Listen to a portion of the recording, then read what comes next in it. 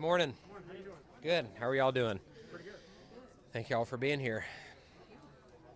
So I've been asking several other drivers, kind of talk to us about what your favorite feature is about the Daytona International Speedway. I like the beaches just a couple of miles away. That's really neat. The Speedway for me, it's standing out on pit road and just looking at the grandstands and the scoring tower, the suites. I think that's, it's beautiful since they reconfigured, everything here, the Daytona Rising.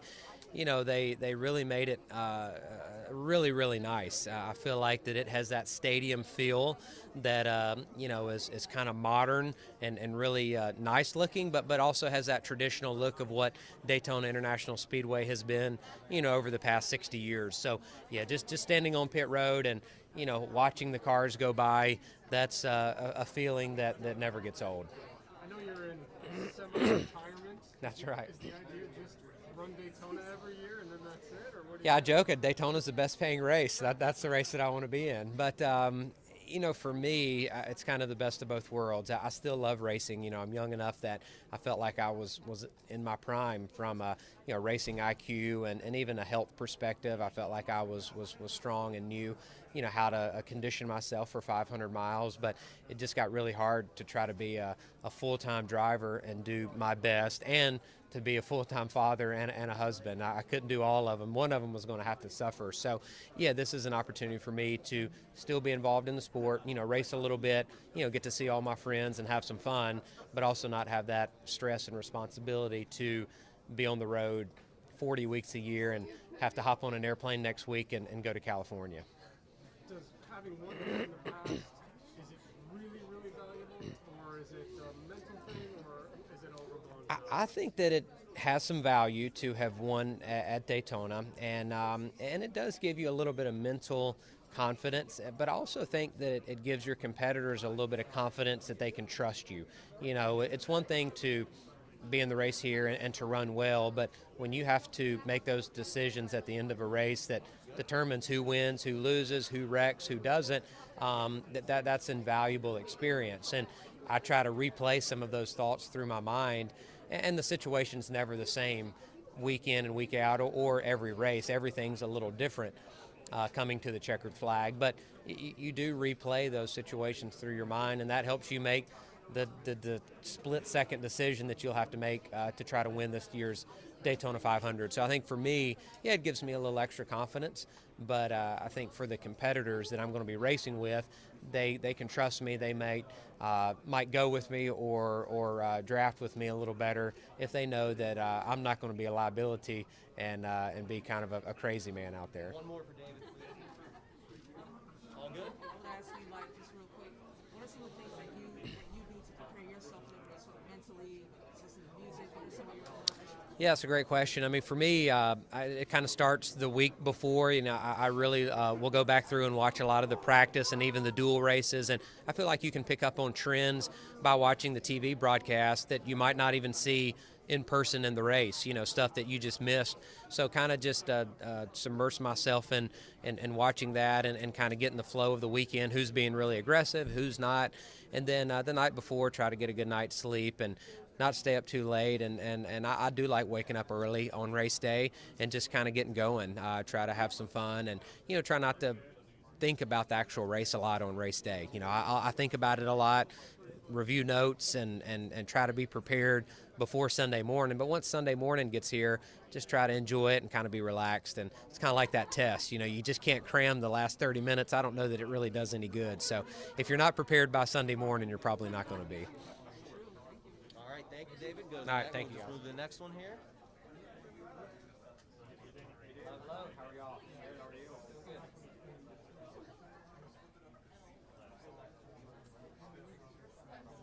I'm curious, as a veteran, just kind of what's been your initial thoughts on this new season so far? In general, I think the cars look great. You can kind of tell the difference between manufacturers by just looking at the car. You don't have to look at the number, sponsor,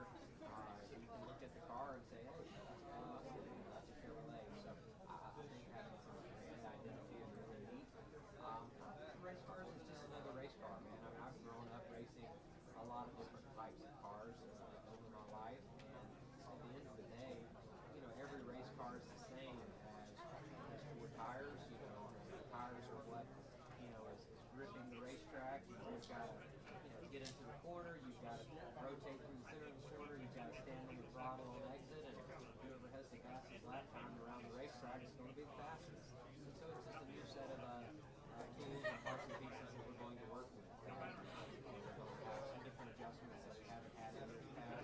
We've got 5 speed instead of 4 speed, a little different brake package, but ultimately it's still a race car and we still got to go work on it. So I think the evolution of these race cars, that it's always happened in our sport. Maybe not to this degree, but the fast guys are still going to figure it out. It's still going to be a good race car. And I think the racing's been really good for the last few years, and I think the racing will still continue to be just as good. I don't think it's going to be a tremendous amount better. I don't know that it could be, but I think that it'll be very similar to what we've grown accustomed to the last couple of years.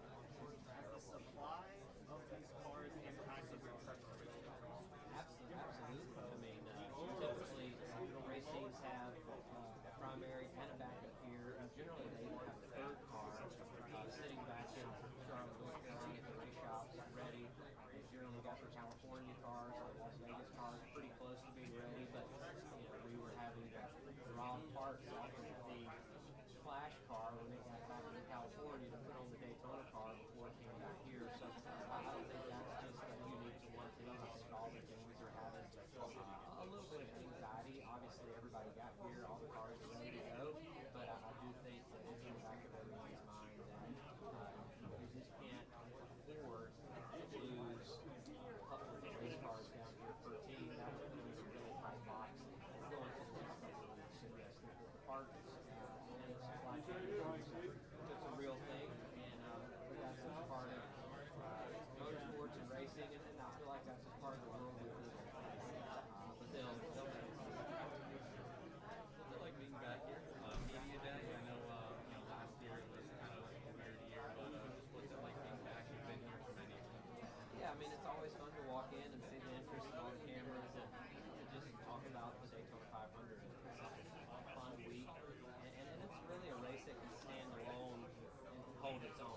So much about our sport is made about the entire length of the schedule, racing to the playoffs. The playoff start, it's all about accumulating points and trying to get to the Final Four at Homestead or Phoenix. But the Daytona 500, it's almost like that's all we talk about. We don't really talk much about the rest of the year or the following 45 races, because this is a big enough event that it does stand on its own. So it's fun to be back. I don't think it comes down to it. Come down and compete. It's a great American race. And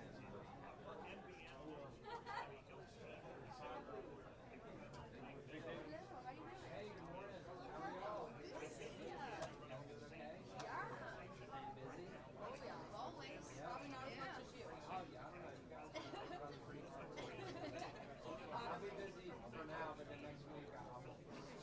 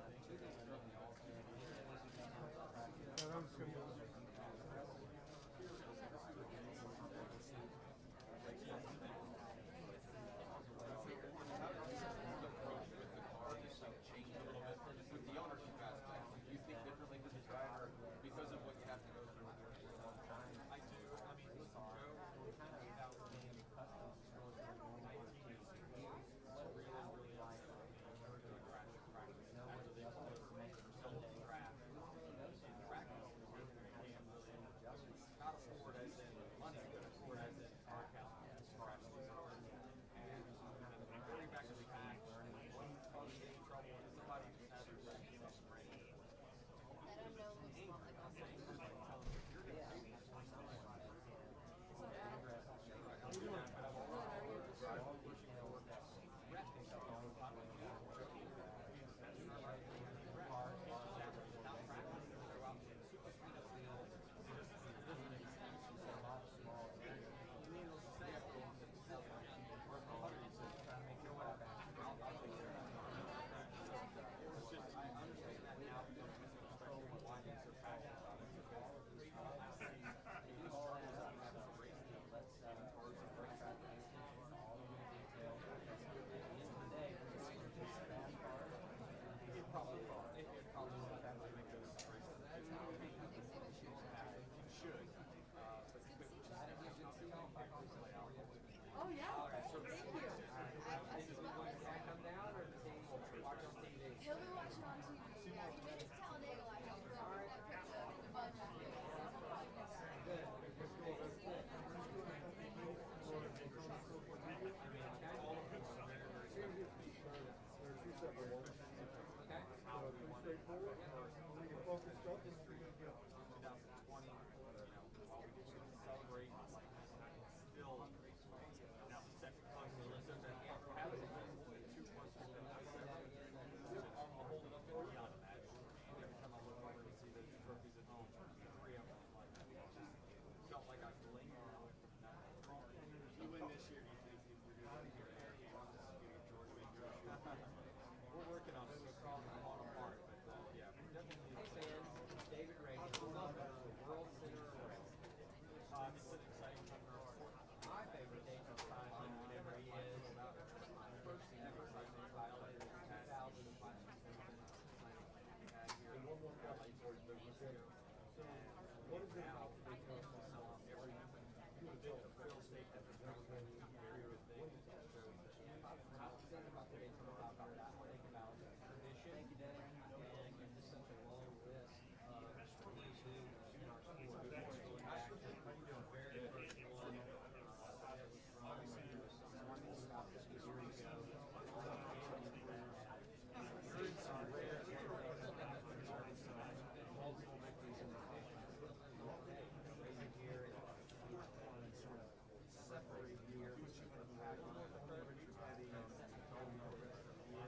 It would be very special, honestly. I mean, each one has its own special meaning behind me and how I feel about each one. And they all are, like kids, they're very different in their own way.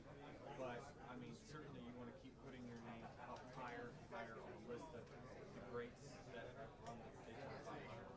I look at, my stats over the last 10 years, and you look at Dale Jr. in his prime under 500, how similar they look. It's exciting because, I mean, that's the guy that I envisioned and saw as being an absolute master of his craft on these types of racetracks. So my stats probably wouldn't be as good if he was still racing, but I just think that it's rare and you just don't see it that often. And in a race that that always gets coined as a coin flip or luck of the draw, eventually it's not luck. You're putting yourself in the right position at the right time. So you have what's always winning house but you've also come really close and have not won this race. Are the lows and the near misses the ones that go after you? Absolutely. 2018 is the one. That was my 3 in a row opportunity. I was leading the race in the final restart. I got to choose what line I wanted on the green light checker, and I just chose the wrong line because I didn't stick to my intuition and my notebook of like what I know I need to do. I second guessed myself and made the wrong decision. So that was my 3 in a row that I blew. So yeah, I always think about the ones that I didn't do correctly, and rarely do you think about the ones that you won. The hats that you have to wear as a driver, racing for the championship, also the Kona 2311, that is booming. You've added Kurt Busch. How do you wear all the different hats? It's difficult. My season is different than everyone else's, especially all these drivers. My off season is the season. I work harder in the off season than I do during the season.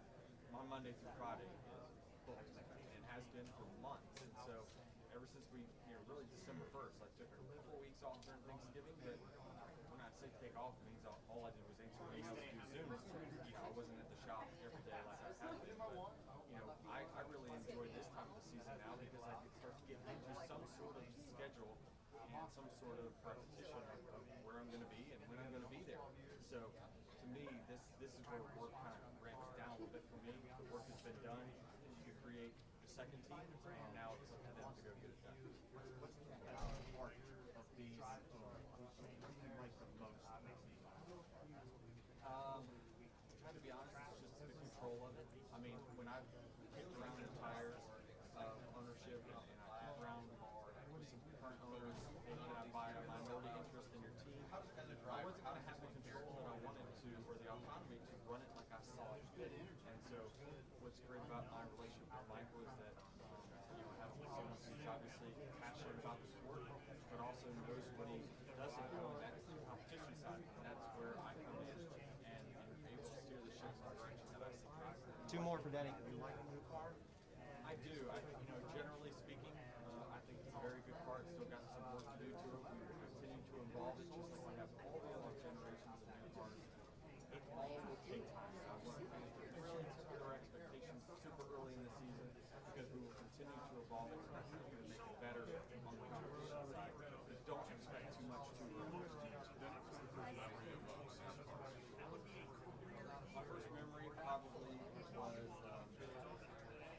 Richmond race in 1985. My parents took me to the very first race then. I mean, that's really what spurred my interest in racing. I was 5 years old. The moment the cars came around, I smelled burning tires and wheels, and the roar of the first one. I was hooked on racing from that point on. I said I wanted to be a race car driver. We made it happen. You could pick one song on the last lap to listen to, what would it be? Drake's 02.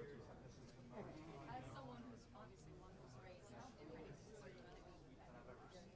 It will be different really for the first 5 days of speed weeks. I think the Sundays, everything will be status quo and people will probably race like there are no concerns with cars and supply chains. But until that point, you'll probably see a little bit more timid driving until then. So that will be kind of the mantra I think you'll see. But on Sunday, certainly I think you're probably going to see a lot of wrecks. These cars do draft differently, draft differently. So we're going to have to adapt. We're all going to be learning on the fly. Thank you, Denny. Experience you've had in every race, every year, not only tomorrow, but as a driver, driving a couple laps. Any advice? As a driver, just the change. What I've seen in driving my career for so many years is that I'm able to adapt to change. Whether it's a new racetrack, I just like that it's a challenge and it's new for everyone. To learn who's going to succeed. That seems to be something that we seem to be good at with our level. Thank you, Denny. Thanks. Hey, how are y'all? Hey, Danny, how's it going? Good. So kind of talk to us about, I've been asking, It's a good spot now. Pushing me a little, actually. I like that. For 199 laps. I'm fine with that. so I wanted to ask you a slightly different question. Is the Daytona 500 maybe the beginning of the season, but is this a race that brings out a different, an extra push, an extra edge out of you versus some of the other races this season? Yes, is the short answer. Listen, everyone's excited about their prospects of their season right now because it's a fresh start and everyone has zero. And so when you have the biggest race as your first, it always gets a little bit more attention. You would argue that the teams have the most time to prepare right here, right now, because we haven't raced in 2 months. So I definitely think that this excitement beyond the history of the race itself is because of the effort that's put into it. Michael McDowell said something interesting.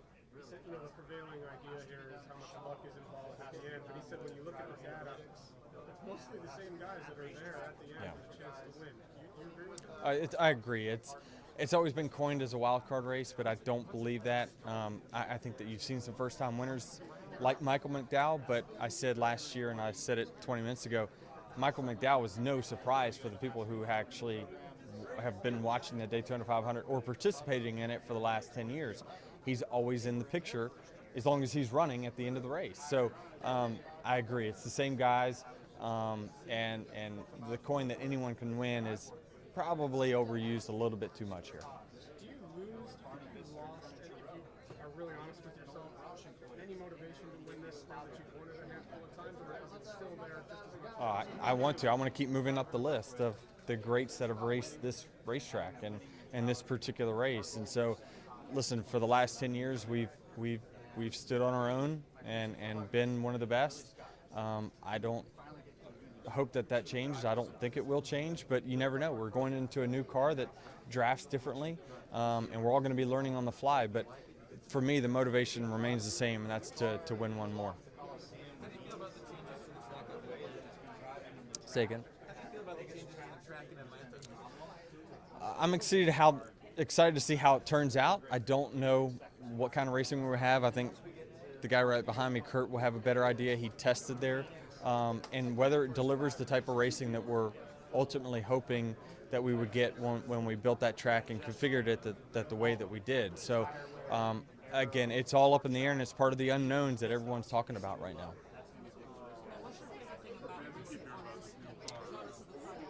My favorite part about this speedway is the facilities itself. It's first class. It doesn't, it can rival any outdoor stadium that we have in any other sports, and that's what fans expect nowadays. They expect, concierge to your seat service and great restaurants right here at the speedway, and so they want comfortable seats. The days of fans being able and wanting to sit in hot aluminum bleachers for 4 hours, those days are done, and so I think that this place invested in its future, and that's what I absolutely love about it. Having won here so many times, is there like one or two little things that you picked up, or like a secret thing, or that you've learned that you're willing to tell? Not really, not really as in the things I'm willing to tell, but certainly there are things that I just educate myself with to make sure I have all the information that I need, all the statistics that I need to know before I go into a race and compete here. They don't always work out, but I won't change what I've been doing because it seems to be working. Do you share it with Bubba or the rest of your team? I do. I share it with them. They know how I approach races, and especially this one. And hopefully their success is the same as mine. Thank you, Danny. Thanks.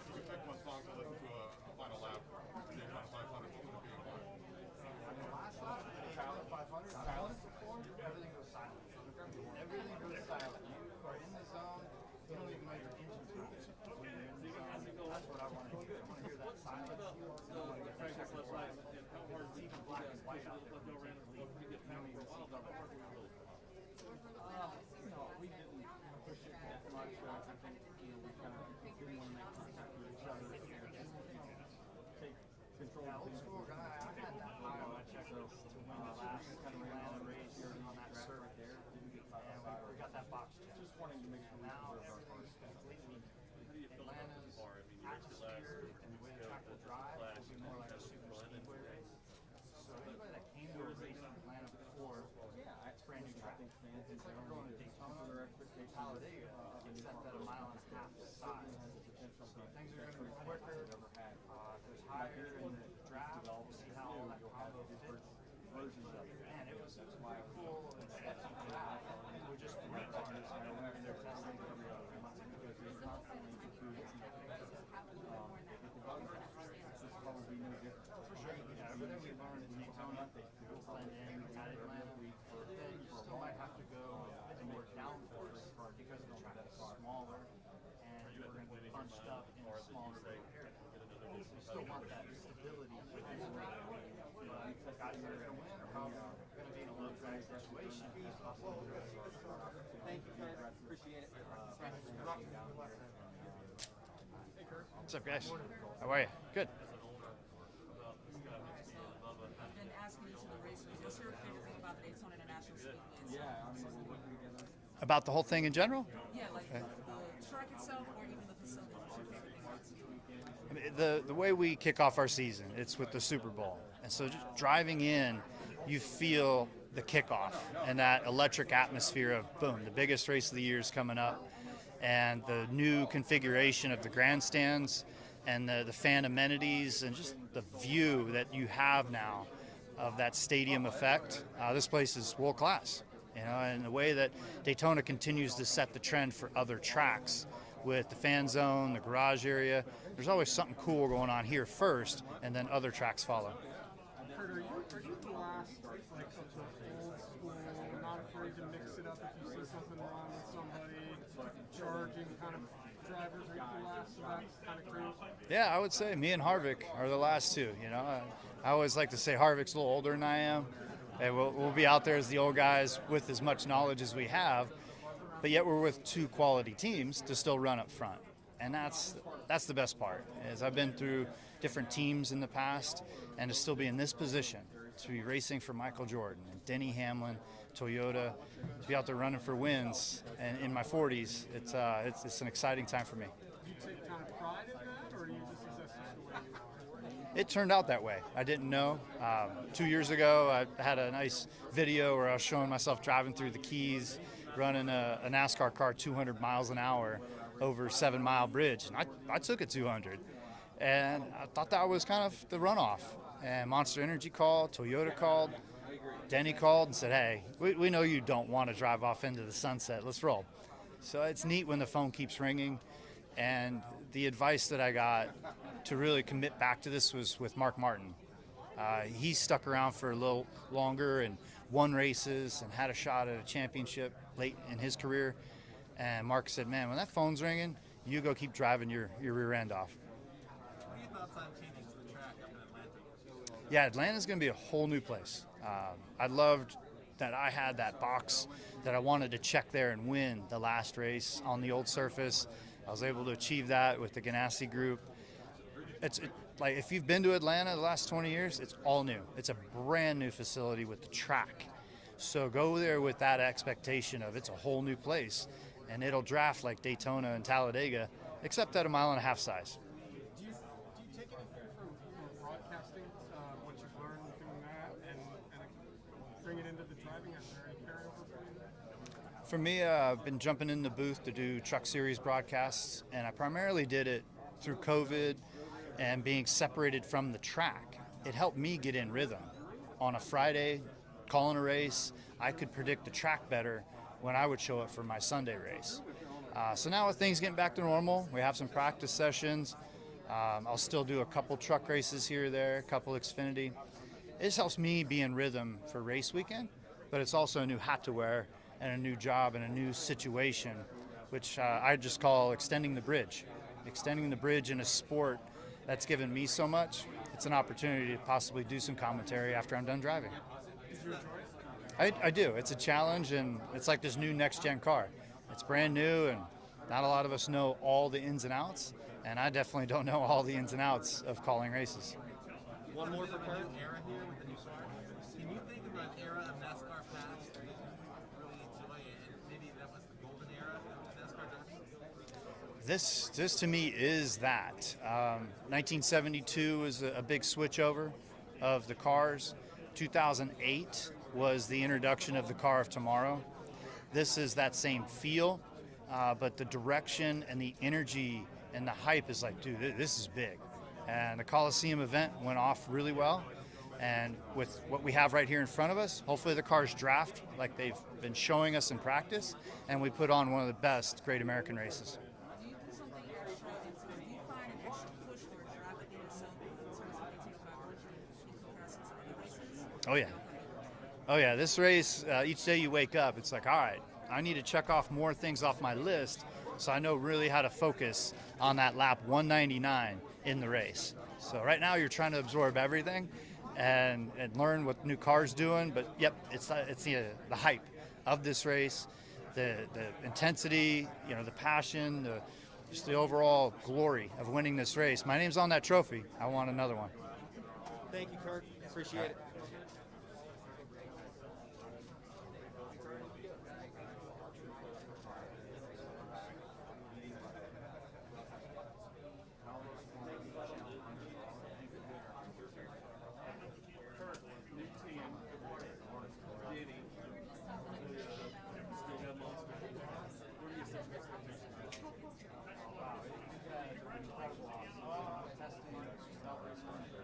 Blending in with Toyota.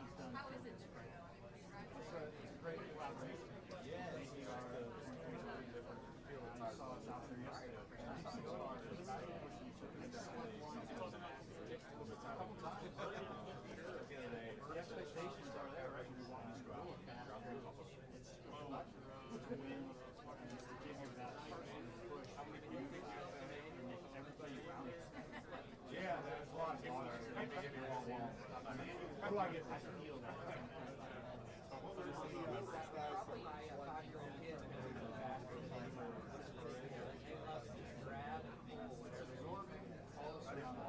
Having a strategy, knowing things, parts of the race.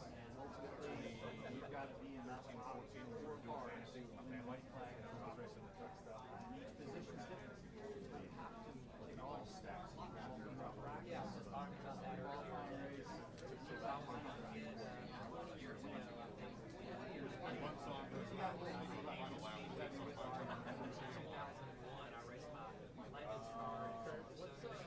favorite part about days like today? Just looking back, I know last year was kind of weird. Countdown. I don't know. It's a good question.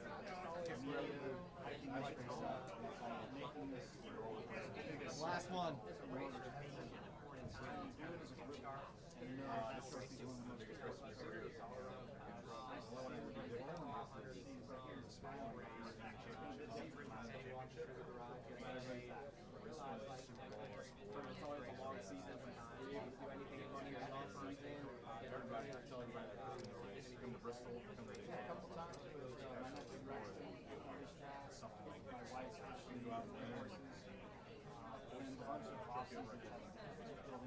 Thank you, Bubba. Hello. How are you? Hello. Question for you. So, talk about it a little bit over there, but touch on your favorite feature of the Daytona International Speedway, either the track or the facilities or the experience. What's your favorite? Yeah, I think just coming down here, obviously you're in Florida at the beginning part of the year. The weather this week, it's a little chilly. But usually you come down here, you get to go to the beach, you get to have a couple days off, go play golf, and just, get into the spirit of race season again. Leaving, you got to go out, turn one tunnel, so you get to pass by all the fans. You get to see how excited they are. They got all of their favorite drivers' memorabilia up and signs and posters and whatnot. So it's cool. It's just it's good to see here and feel the atmosphere. And since this is the beginning of the season, does it give you an extra push to race here in Daytona versus other races? Like, does it bring an extra oomph out of you to race this one versus any other race? Yeah, it's a double-edged sword because you're 2 months since the last race. Take out the clash. It's 2 months since the last race, so it's like, all right, we got to get the juices flowing again. But then it's like, oh, we got to kind of calm down. This is the biggest race of the year, and if you win the Daytona 500, I mean, this is the biggest race of the year. So it's just pick your battle. Do you want to knock the cobwebs off, go out there and have fun, or be methodical about it? So we just go out and do our thing. Our speedway resume has been pretty solid these last couple of years, so we'll go out and be fine. What did getting that first win do for you last year mentally? Did it free you up? Did it inspire you for more? What did it do? Just a little bit of everything. I think it provided a lot of new opportunities, brought our brand to different heights, and who I am as a person. I was able to kind of spotlight that a little bit, and so it's fun. It's fun winning. It's fun having fun, and so we plan on doing that a lot more this year. You can change one thing about the sport. What do you change? I think our championship race should be floating.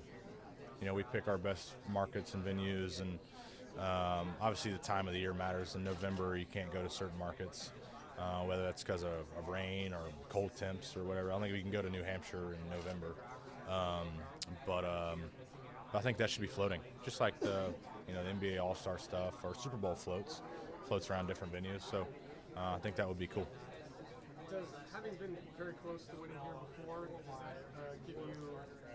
I mean, is there any value in that, in knowing how to be there at the end? Yeah, for sure. I think we can sit there and study and look over these data points and all this stuff, but for me, it's just going out and doing the same thing we've done each and every year. And what that is, I have no idea. It just seems to work. So I'm going to go out and do that same thing.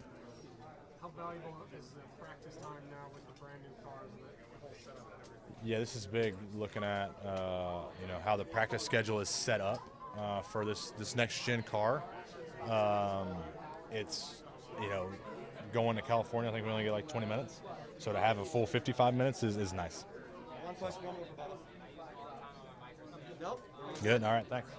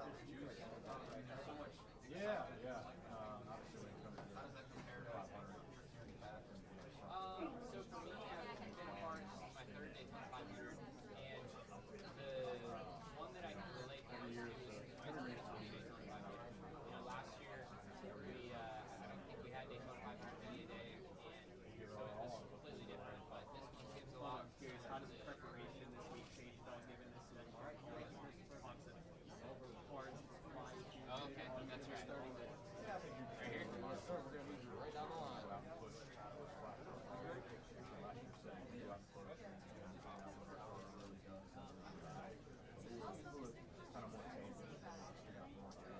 that's a good question. So the new car is Last one for Bubba. so different. The biggest thing is the tires. Nope. The tires are wider, and the sidewall is a lot shorter compared to what we had last year. And that just makes the car drive completely different. And whenever you get loose or you start sliding around, the catchability in the car is completely different than what we had in years past. The shifter is another thing that's completely different. Last year we had an H pattern, so it was a lot, I guess, harder to shift, a lot easier to miss gears, where now it's just a sequential, just pull back and just shift. So that got a lot easier for us. But one thing we don't know is how they're going to drive the draft. You know, everybody is very conservative right now because we don't have enough parts and pieces if we were to crash to build extra cars. So between practice qualifying, the duel on Thursday, I think you can expect to see everybody being very conservative. And then the Daytona 500, it's all out the window. We're going to be racing really fast. When I was going to ask about is that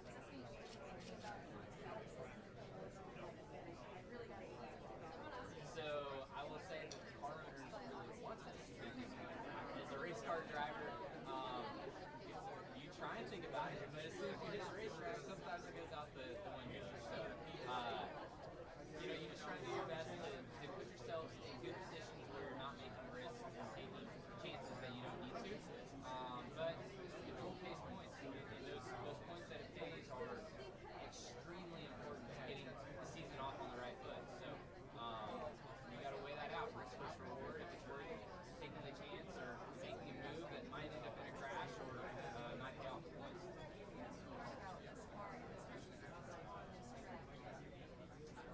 So what I learned was, number one, it drove really well, and I think that was very rewarding for all of NASCAR to see how well they drove. We don't know how it's going to drive though, because nobody got in a really big pack or was trying to preserve their equipment. So that's going to be the next telltale sign of how they are on the road. how much like your approach is sailing for last year and that girl stuff all there was it for you out there and how you Yeah, so it's been really, really big on the dual crew side of things, even since the middle of last year, focusing on the next gen car because there's only one lug nut on each tire. So it's going to be completely different, and that's very much an unknown piece going into the duels. And I don't even really think we're going to see 4 tire stops in the 150s coming up on Thursday. So we'll have to see what happens whenever we get there, and I wouldn't be surprised if we see teams have practice pit stops. One more for Christopher. How much like for you, a race like this, get you going when you first get started and you kind of settle in and the rest goes in, or you know, I mean, it's one of the biggest races of the year. Yeah, it is the biggest race of the year. So right now I'm pretty calm, cool, collected. You know, it's Wednesday and we're racing on Sunday, but get me to the duels on Thursday, and then those practice sessions are the final tuning for Sunday's Daytona 500. So between Thursday to Sunday, the interesting moments. Thank you. Thank you, Christopher. Hello. Good. How are you guys? So I've been asking all the racers, what's your favorite feature about the Daytona International Speedway? So for me, the Daytona road course is always going to have a special place in my heart, just because I was the place of my first win. So I love the Daytona road course here. Coming off the win last year, obviously I know it was the road course. Does there give you a vibe, a good feeling getting into this? Man, not really. It's just so different. And now you add the next gen car in there, so there's nothing really that I can carry over except, you know, a little bit of confidence from the road course to the Daytona 500. But the Daytona 500 is the biggest race of the year, so I don't need any extra motivation to win. That's for sure. You feel like at the end of the year you had a nice finish to the season. Is there a carryover for that at all? Normally I would say yes, but with the next gen car, you can't really take any notes. So from a mental side, I would say that you are going to carry confidence over from, you know, the end of last year to the start of this year. But as far as a mechanical advantage or the crew chief side, getting the cars right, there's absolutely nothing that'll translate. You mentioned this was your third Daytona 500. That's correct. So talk about that difference in experience from pre-COVID versus Yeah, so today just really reminds me of my first Daytona 500 in 2020. Just seeing all the hustle and bustle around Daytona Media Day and seeing everyone here is really cool. So I'm glad that we're able to get back to a little bit more normal stuff. And yeah, it's the Daytona 500. It's a big one. It's biggest race of the year. It needs to have this atmosphere that we have. What did you learn yesterday? So yesterday I learned that my DeWalt Camry drove really well, and that was a pleasant surprise. I think we were all a little bit apprehensive about what the next gen car was going to feel like getting from, we raced it at the quarter mile in LA, but this is a 2.5 mile racetrack Daytona. So it drove really well, so that's good, and hopefully it's going to draft well, and that's something that we won't know until Thursday. When do you think you get that first draft feeling in the practice, or not till the duels? Yeah, so we didn't. So yesterday was our practice opportunity, and everybody is just so afraid of taking or getting torn up and not having a race car for the Daytona 500 that everyone's taking it really careful. And I expect that to be the case in the Daytona Duel as well. You can't be taking unnecessary risks, and if you crash your car in the Duel, you'll more than likely have a car for the 500, but that just hurts you so much going into the rest of the season because we don't have the inventory yet. So I expect the duels to be fairly calm, but then Daytona 500, buddy, it's the 500. We need to go out there and try and win it. Do you have a favorite era of NASCAR past? So for me, Jeff Gordon was my guy. Probably watching Jeff Gordon through the 2000s. I say that. Whenever Jeff Gordon won at Martinsville and advanced to the Final Four, I don't remember when that was, either 14 or 15, somewhere around there. That was a really cool moment as well. So, Jeff Gordon was my favorite driver, and I loved watching him grow up. Anything about the changes to the track up in Atlanta? Did you have a chance to check it out? So I really haven't. I know they did a tire test recently, and I talked to, I think Kurt Busch went and did it, and we got a little bit of a scoop from him. And I expect Atlanta to race a lot like Daytona International Speedway now. So it's going to be interesting to say the least whenever we go there, but I think it's going to be a great showing. One more for Christopher. No, we're good. Cool. Thank you, sir. Yes. Thank you.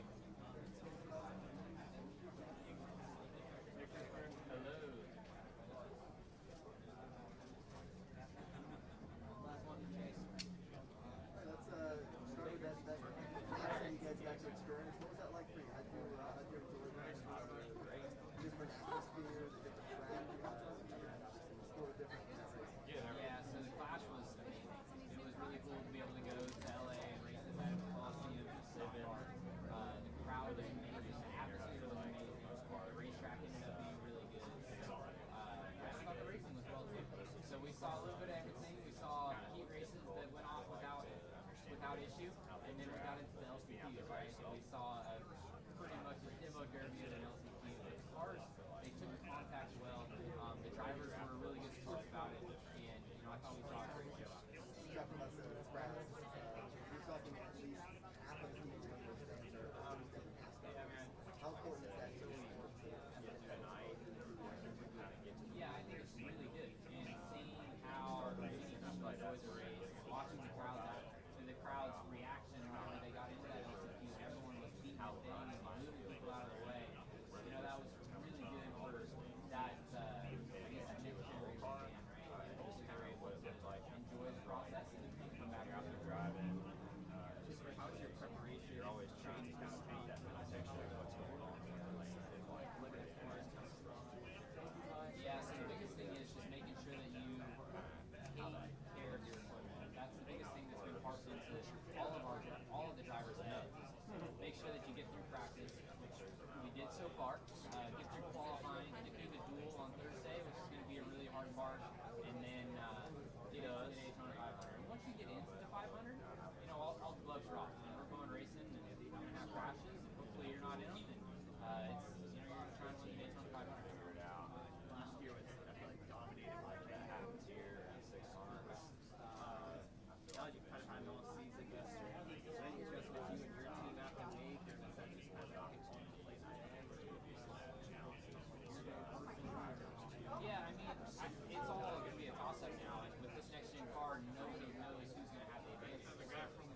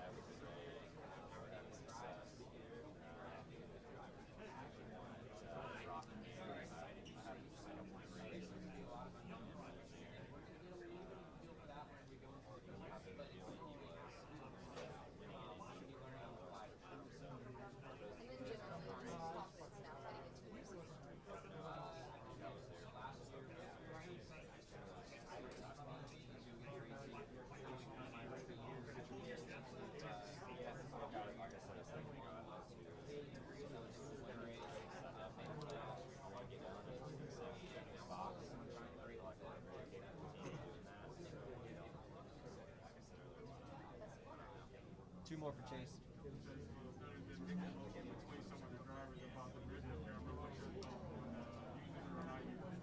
Yeah, I agree. My emotions are mixed. It's just a lot going on right there. One thing is there's no way it turns right now. When they're looking at the phone, it's daylight, they're going to the dark now. You can't turn it right now. I don't see it. So figuring that out was probably one. Just the orientation of how things look in that neighborhood versus the actual here are just different. In my case, I'm a younger, dumb individual, so to have 2 things to look at versus 1, I feel like might be too many. So we'll see. I haven't got super comfortable with it. If I don't get comfortable with it, I might just look at it.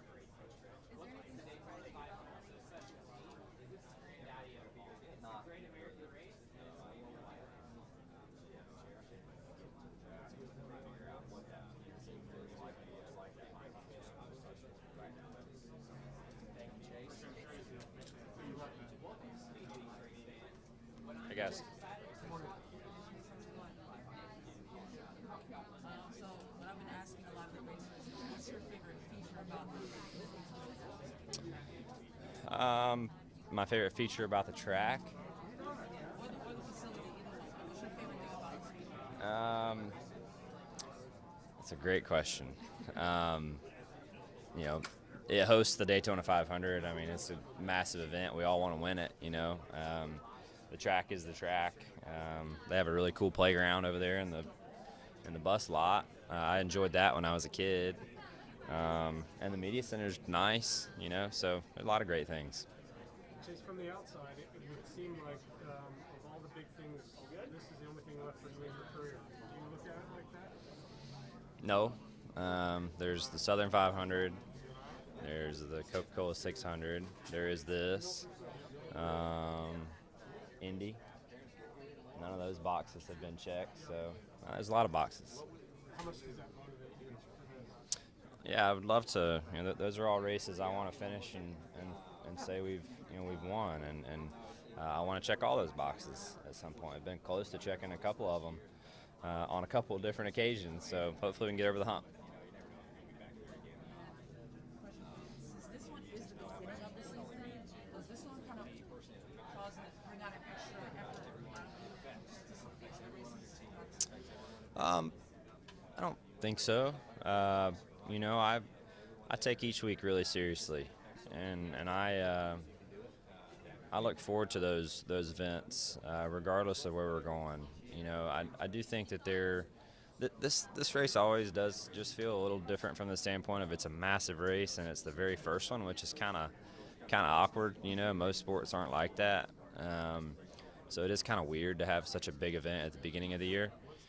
So I do think the intensity of this event is different, in my opinion, than the last 10.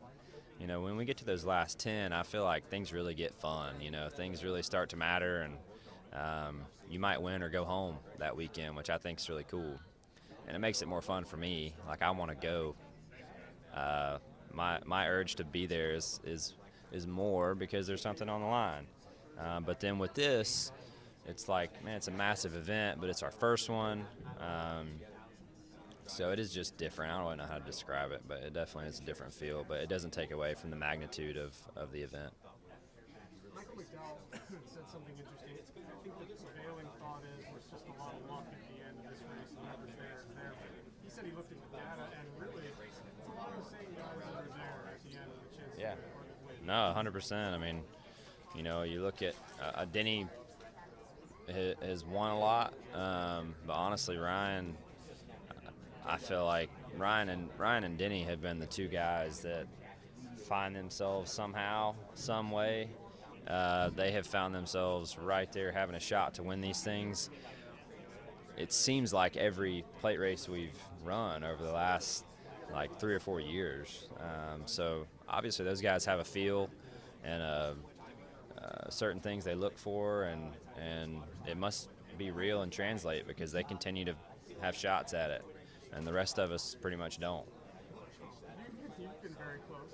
So you do look at them to see what they do, or you just do your own?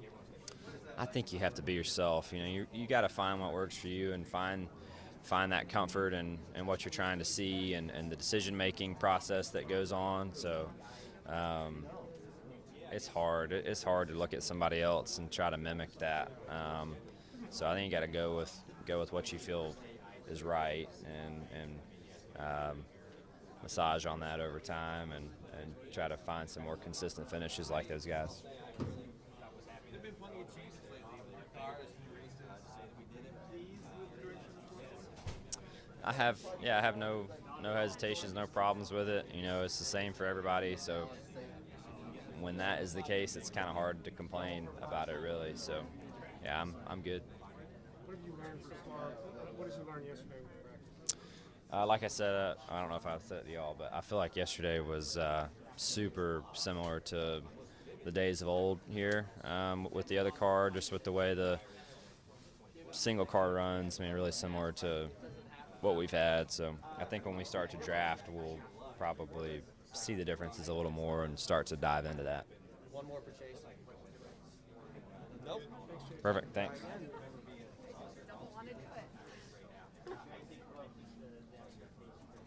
All right, just text me if you need me.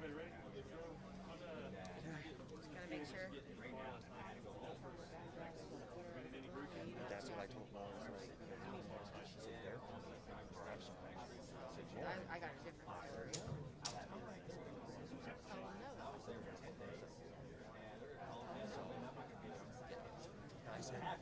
That wasn't the story I heard. Your drivers aren't taking it. Your drivers aren't taking it the whole time. The takes place the whole time.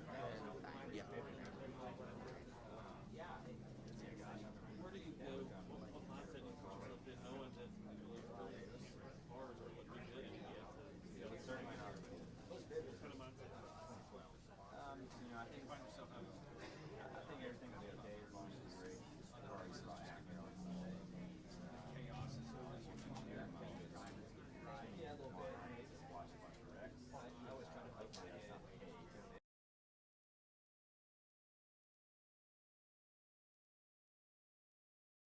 I'm not picking it up. You pick it up. I'm not picking it up. Well, somebody's got to pick it up. I'll pick it up. They're clean. 'Cause my hand is clean. Oh yeah, I'm Charmin clean. That's how I know they're clean. Charmin Ultra Strong is woven like a washcloth and just cleans better. Yeah, I'm Charmin The clean. kid does have a point. My hand is clean. Enjoy the go with Charmin. And for an extra clean finish, try Charmin flushable wipes.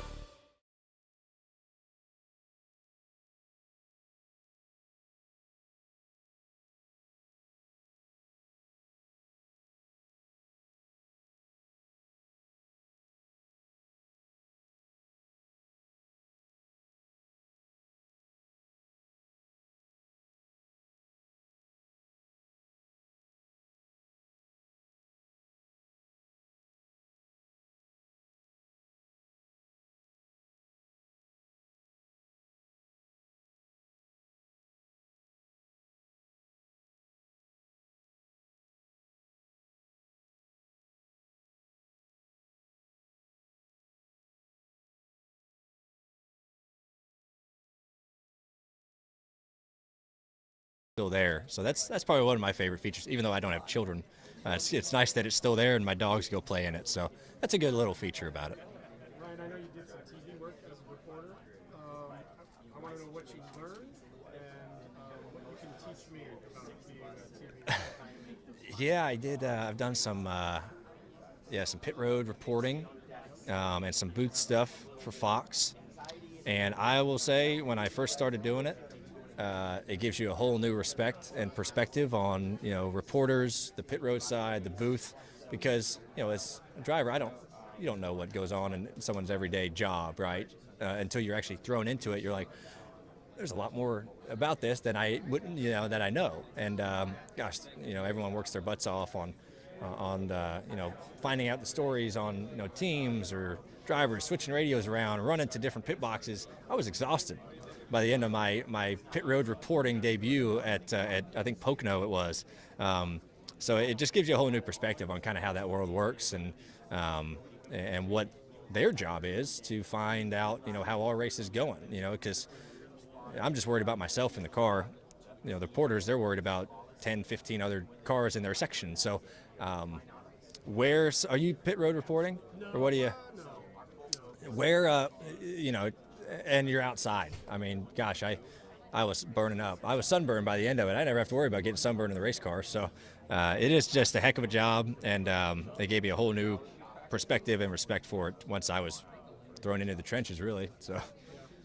You had that red hot streak last year, where you were for sure the best team going, in my opinion. How do you replicate that, or how do you keep that kind of going? Yeah, I thought we put together a good year last year, and like you said, won the last 2 races of the regular season, had good momentum going into the playoffs, and thought we did everything right in the playoffs until the last couple races, and just didn't really go in our favor. And you just learn from what worked for you the previous years. You learn from what didn't work for you, and how do we change it to make it better. So those things you just build off of, and even though I got a new crew chief I'm working with, those things you can learn together, and you take your previous experiences, of myself and him, and you put them together and combine them, and you hope it works out for you. So I think just learning from your past and what made you successful, you have to keep in mind, and hopefully we can continue to do that.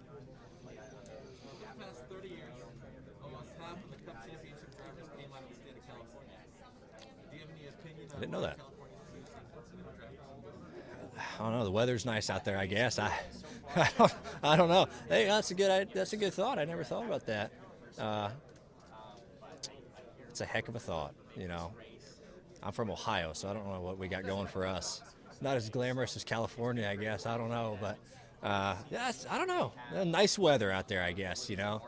Good wine or something that their parents drank when they were conceived or something. I don't know. There was one thing about the sport that changed. It's easy when your team exists. I don't know. At the Daytona 500, these are our numbers, these are our impressions. I feel like one thing that would be nice to change is, just kind of where we go. And I think we've been doing a good job of going to new places and trying out different things. For a while, it was kind of stagnant on these were our tracks, here's where we're going, live with it. And that's what it was for a long time. And I will say NASCAR's done a great job the last handful of years, really the last 2 or 3 in particular, of going to new places. Heck, you saw it. We raced LA Coliseum, a couple weeks ago, and no one would ever have thought that. So it shows that, you can branch out and go to these new places, and it can be successful. So I think that's the one thing that, you asked me a few years ago, I wanted to change, and now it is kind of changing. And I think it's healthy for us to do a little bit more of that. But at the same time, you have to kind of stick to your roots of your tracks that have built the sport, but you can go to new places also. So you got to have a mixture of that, and I think that's what I want to see continue to change. One more for Ryan. Ryan, I know a lot of guys have had success here, like you were second here, you did second here before. Do you like racing this style of racing? Even if I know guys have had success with some like it, some don't. Do you like Yeah. I don't mind it. You just understand what it is. You understand that sometimes you don't control your own destiny, and you have to live with that, and you have to understand it. But I do like, it's just a different form of racing because you're going about things a little bit differently on your mindset, and not focused as much on how your car handles as far as, kind of strategy on what lane you pick at what time, how you side draft, how you lead lanes, and it's just kind of a different mindset. So I don't mind it. Do I prefer it over any other, tracks? Not really, but, I think if you go to types of racetracks and you don't look forward to going to them, you're kind of already beating yourself. So I enjoy it. It's just a different form of racing, and you have to just accept, what can happen to you and just live with it. So, thanks, guys. Thank you. Doing well. How are you? One of the questions I've been asking all of you racers, what is your favorite feature of the Daytona International Speedway? To me, it's the tunnel. I love driving through the tunnel, not because the tunnel itself is special, but I just feel like the atmosphere of this track, the history of this track, and even for me personally, I've had a lot of success at this track in the past. I won a truck race here. I made my Cup debut here in the 3-car. It's a really special place to me. So when I drive through the tunnel, the feeling that I get, the butterflies that I get are unmatched. There's no other track that makes me feel that way. So it's a special place, and the Daytona 500 is huge. It's one of the premier sporting events in the U.S. each year. So to know that I'm a part of that spectacle here this weekend is really, really cool.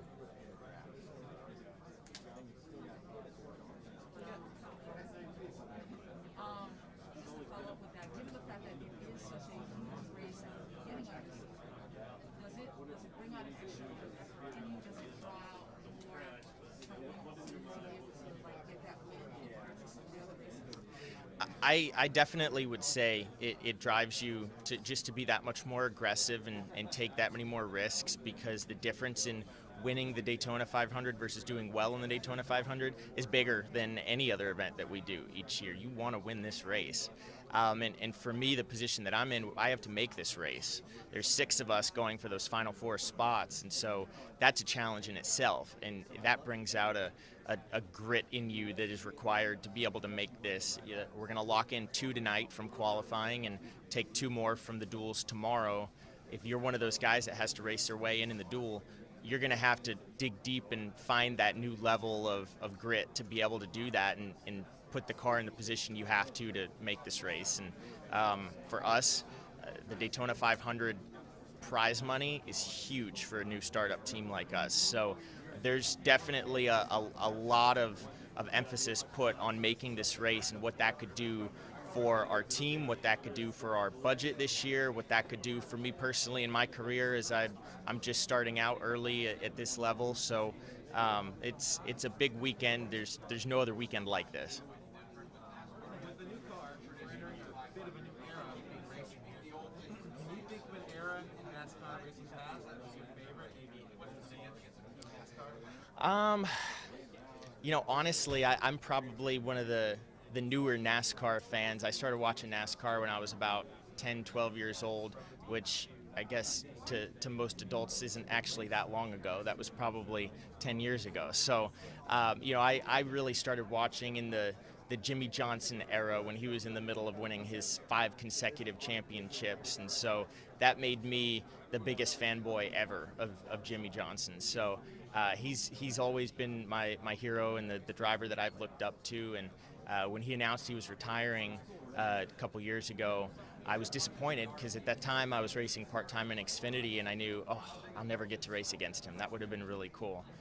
And the way circumstances presented themselves, actually Austin Dillon ended up having to sit out for a week with positive COVID test. So I ended up filling in for him in his car, and I got to race against Jimmy Johnson in Cup for the first and only time, which was really, really special for me. And that was here at Daytona. That's the kind of special memories and surreal moments that this place can produce for somebody that's always dreamed of making it here. Not in person. I've seen videos. That right now is not a track that's on my schedule personally for the year, so I'll probably be watching on TV along with everybody else to see what the new track drives like. But it's a cool update that they've done to the place, and I hope it races really good and is exciting, because that's a great market for NASCAR. And how does it feel to be kind of representing Floyd Mayweather and kind of the whole money team? And have you met him? What is it like to work with him? I have not met him in person yet. The word on the street is if we make this race, it's highly possible he'll be here on Sunday sitting on top of our box. So definitely hoping that's going to be the case, but it's an honor to drive for him. It's an honor, frankly, to drive for a new team that had their pick of any drivers to start their program with and to grow with, and it means a lot that they picked me, and it's a huge opportunity. So, of course, with Floyd being the owner only makes it that much bigger of a deal, that much cooler. So I'm hoping for the best, and I know that we've got a lot of positives that can come out of this weekend, so we're going to try to capitalize on them. Thanks.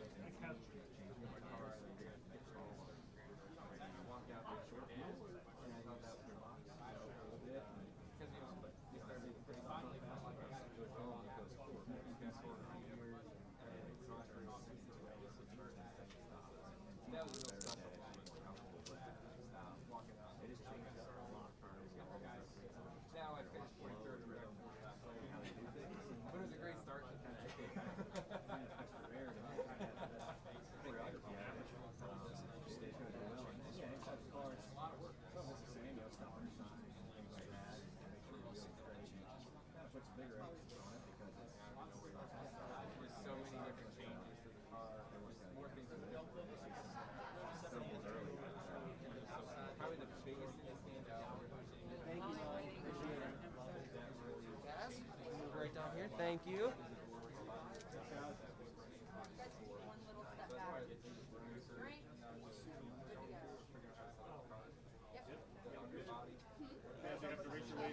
I'll be nice to you.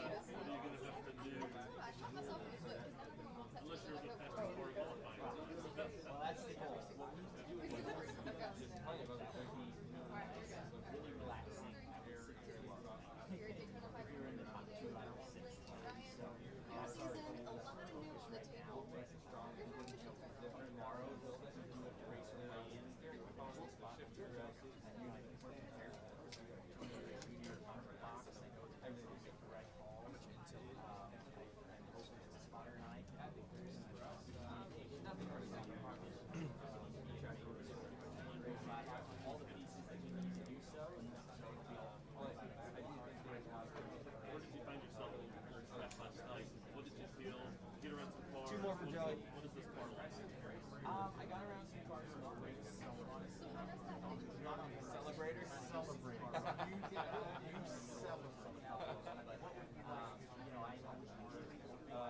Great. I mean, look at that thing. You look at the names on that. Getting a Harley Taylor on it. It's a special one. It's a special one to get. I'm an emotional person. I ride the race. I ride the ups. I ride the downs. I'm not a big believer in being middle of the road all the time. I want to go up and down. So, I love it. I'm very excited. I don't think we're going to know. Special thing that we work really hard for. And you should celebrate. You get excited about that. It's freaking hard. So, it's a special thing. And it's a great American race. It's none bigger than that. You're talking about the Atlanta changes. Tested, but just the bank parts, the new bank parts. Yeah, I mean, we've heard it's going to be like a super speedway. Yeah, probably be like a super speedway. I guess I don't really know the answer without going out there. I haven't seen it.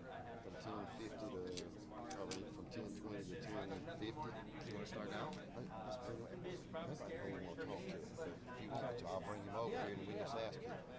Yeah. Okay. Let me move Joey and we'll be good. Meet me at the end of the red carpet. I'll just meet him on there.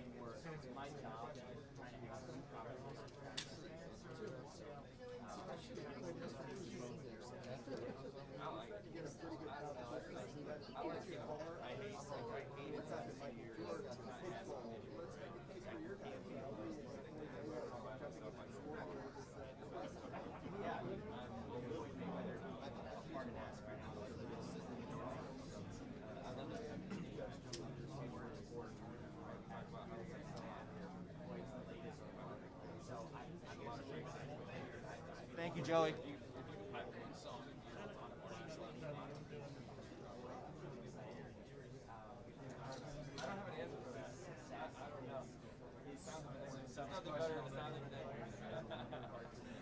Thank you, Joey. Hey, what's happening? Good, good. Hey, how are you? So I've been asking all of the drivers, and you're a veteran in the Daytona International Speedway. What is your favorite feature about Daytona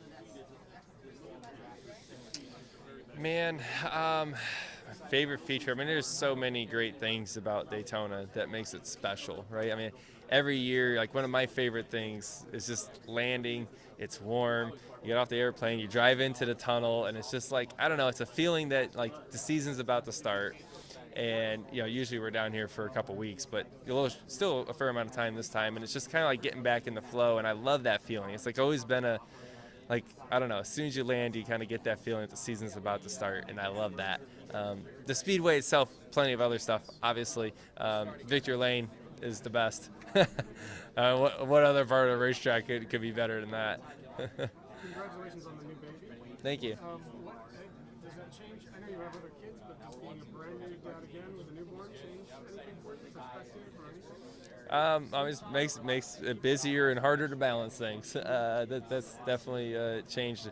My perspective on life changed probably after we had our first one. Right, it kind of changes your whole outlook on life in general. But now you're just a balancing act of right. Everyone's got to go through it, right? Of your career and work and trying to be successful for your race team and your sponsors and generate income for your family, versus being a dad and being a husband and being there for your family. It's the same balancing act that everybody has to go through.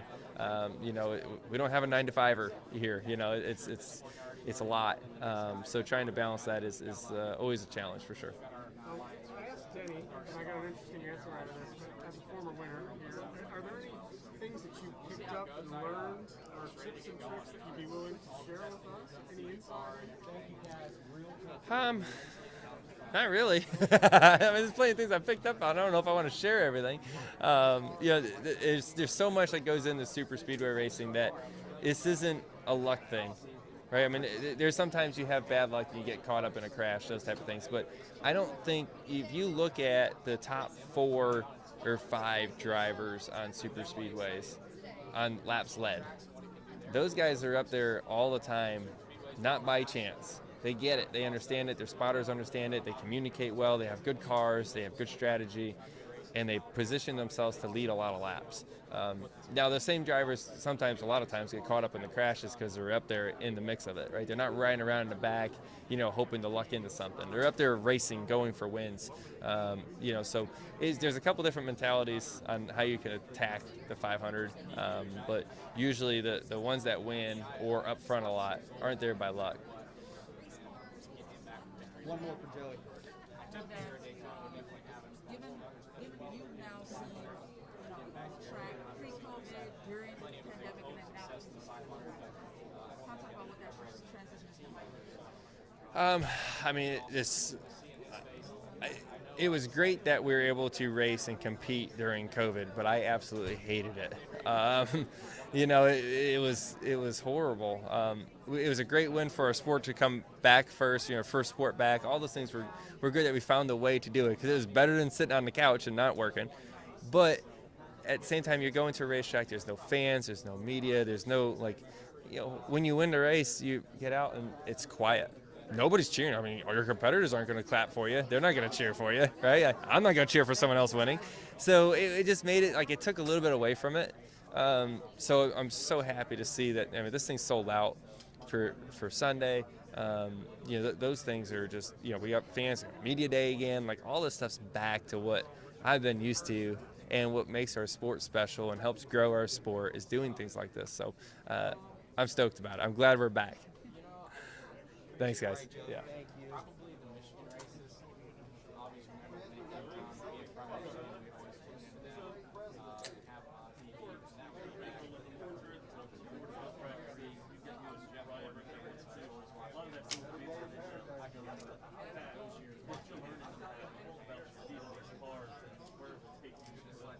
Any more for Eric? No? All right. Thank you. How you doing?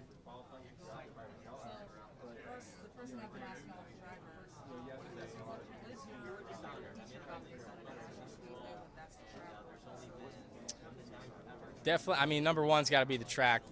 Number two, I would say, is probably what they've done with One Daytona. When we redid the grandstands down here, I say we, I had no part in that. But when they redid the grandstands down here and updated them, it was really the first track we modernized, in our sport. And walking around up there after they redid everything and seeing the midway and everything they had was eye-opening. It became a bunch of grandstands that you came to watch the racing to, really an experience. And I was pretty proud of the sport for that. So I would say that's probably behind the track, that's my favorite feature.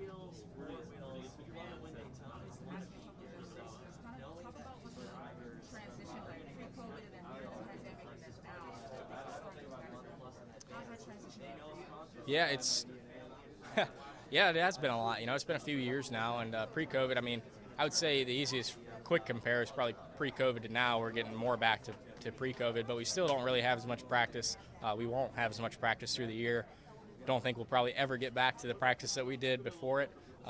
So that's the biggest change for us as drivers. And then obviously, media days doing these again. You know, we eliminated all this stuff during COVID. We didn't do any media. It was all virtual on Zoom, which is tough. I would much rather be face-to-face doing media. You know, it's really hard for me on the Zoom calls when you're getting asked questions to kind of stay engaged and stay focused with it. So I'm happy that we're back doing this stuff again. Really happy, obviously, the fans are back. That was probably the other really big thing, is just the stands being completely empty for a whole year and a half was really weird. It was almost eerie standing there getting ready to race with nobody in the stands. So awesome that it's sold out here, infield and grandstands. That's going to be an awesome sight to see. With the new cars, it's kind of like we're entering into a new era of NASCAR racing. Can you think back to an era of NASCAR racing in the past that was a golden age for you? Well, for me, I would say probably late 90s, early mid-2000s. Obviously, that's the NASCAR I grew up watching and being a part of, and just remember it being a massive sport, right? My friends were NASCAR fans. All my parents' friends were NASCAR fans. You know, 5 Daytona 500 watch parties we'd go to. The local convenience store had a little NASCAR bet you could place. You would draw a number, and whoever qualified that number, that was your driver for the weekend. So there was all kinds of stuff always going on that seemed NASCAR involved. So Was there something about the racing in that era that I don't know. Yeah, I mean, I don't know what it was. It was just it seemed like everybody was a fan. And I don't know if it was the racing. Obviously, the drivers were all huge personalities and huge in the rest of not just the sporting world, but it seemed like they were so mainstream. You know, everybody knew their faces. You'd walk in the convenience store, supermarket, and there were stand-ups of all the drivers selling products and advertisements all over the place, TV commercials. So it just seemed like it was kind of everywhere at that time. And that's probably me remembering it being more exaggerated than it was, but that's just how I remember it back then. there's something about the sport that you would change to make better? More short tracks right now. I know that's probably the hot trend in the sport, and that's kind of the, honestly, that's the direction we are heading right now is definitely more short tracks and being more involved on that side. So the mile and a halves were great. For the last 15, 20 years, the mile and a halves have done a great job in what the sport needed, but I think the sport's changing and people's interests are changing. You know, people aren't as interested in going and being at a mile and a half venue anymore. They want to go and see a short track race. They want to be up close to the track, see physical contact with the cars and, beating and banging and exciting racing. And I think that's what you see with the short tracks, and I think that's what the fans want to see more of. This being the biggest race of the season. I totally remember Kind of extra bit of energy to win this one versus any other race. I think so. Well, I think this race just takes more mental focus than any other race the rest of the season.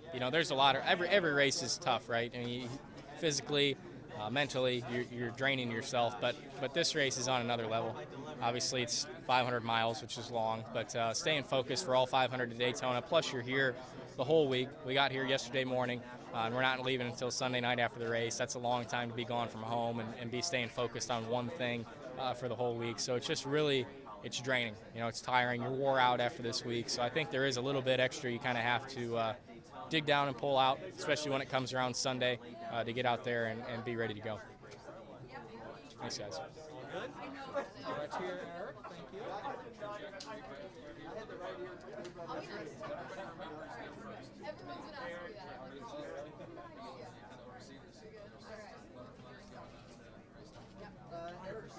I grew up in my family's garage business, not racing.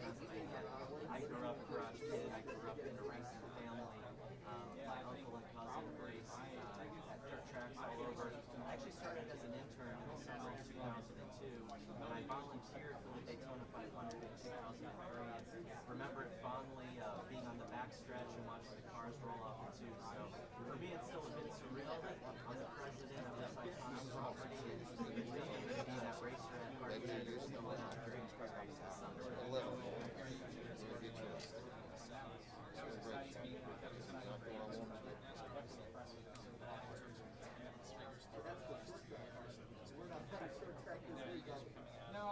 You want me for an interview?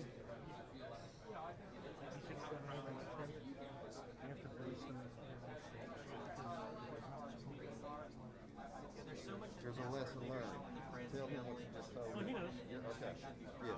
Oh, I've been here. Got it. I've been. He's heard. Been Okay. problem solving. Awesome. with fans.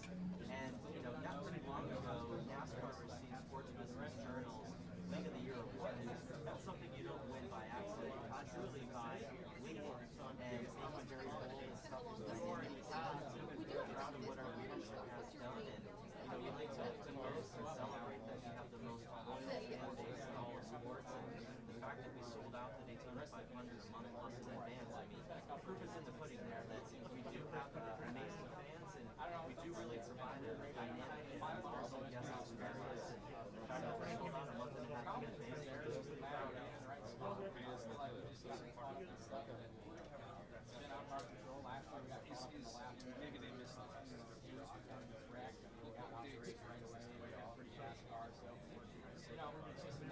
No, I mean, you're going to notice a lot of great new brands out in our midway. Sports has picked up many dynamic partnerships with brands like DoorDash. So really expanding beyond, you know, what one would think of be a common sponsor of sports. So our midway's getting packed. Our intro Thunderbirds, Sunday, concerts. You know, we always pride ourselves in trying to do our surprise and delight. Cool, thanks guys. How's it going? Hey, friends. Frank Kelleher. Hey, what's going on? Daytona. Yeah, how are you? Thanks for being here. Last name Kelleher. Kelleher. Nailed it. Frank. Wonderful. All right. Yes, sir. I'll shut up. Please keep going, Russell. How big is it to have it be the full experience again, a sold out crowd and media day and in person and everything sort of at once? It's just, it's surreal. I mean, it really is an honor. You know, really proud of the sport of NASCAR and our leadership. We were the first sport back during the pandemic, and then we were the first sport back with fans. NASCAR received the honor of being Sports Business Journal League of the Year, and you know that doesn't happen by accident. You know, that shows just the vision that our leadership has in making very smart and measured decisions. And here we are with a sold-out crowd for the 64th running of the Daytona 500. We sold out over a month in advance. I don't think we've done that since the 50th running of the Daytona 500. Just speaks overall to the health of our sport and the fact that we do truly have the best fans in all of sports.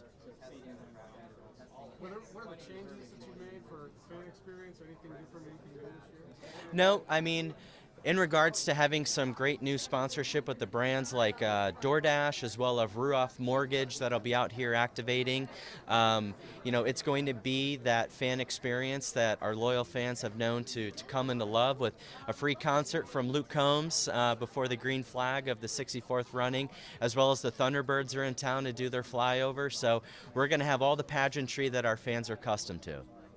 Previously, we were hearing how long experience with the Daytona 500 and Speedway starting as an intern, Yeah. rising to president.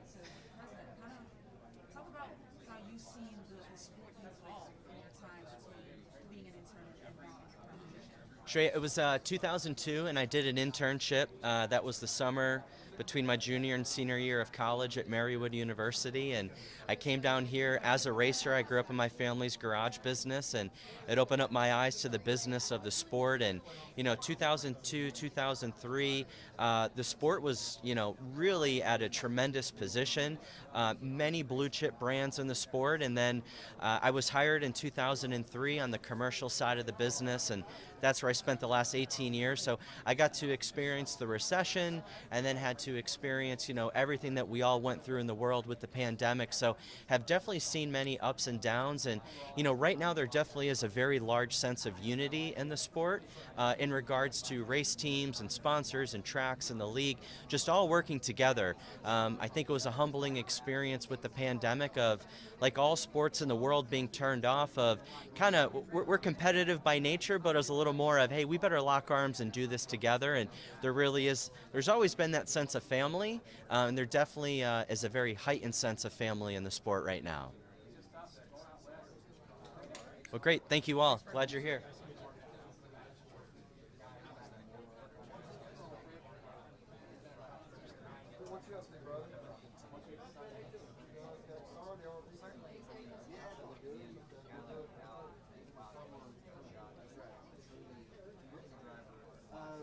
guys get a sell out. I mean, that's so cool. I mean, that's what you've been building for a long time. Talk about that and what it means as far as the excitement and You know, there's so many people to thank selling out the Daytona 500 a month plus in advance. I mean, number one, the biggest thanks goes to our fans. You know, we truly have the most loyal fan base in all sports, and the fact that we sold out the 500 a month plus in advance is really a testament to that. As well as our fans. All right, Tyler, moving along right here. You know, we pride ourselves on delivering the best Hey, good. experience, and we're always looking at what other sports and live events properties do, and we try to set the bar very high. What's been your favorite feature about the Speedway? Favorite feature? Man, I mean, honestly, it's the fans, really. I know that's not really a feature of the Speedway, but the fans are right there, right behind the fence, right there to take in all the action, cheer, boo for you, whatever it might be. But with that being said, I mean, the whole new fan experience that they really updated with the injectors, I think they're called, in the Speedway. The few times I've been over there on the fan side, it's really incredible. Just what they've done with the stands and how they've really transformed it into what it is now.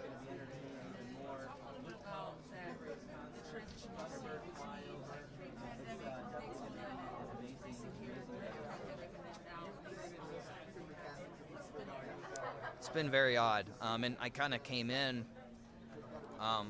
you know, I've come in, I started getting familiar with cup racing and everything right before it all started, and then majority of my cup racing career has been, you know, in the heat of it all, and then now it's starting to really change and develop into what it is now. So it's been odd, you know.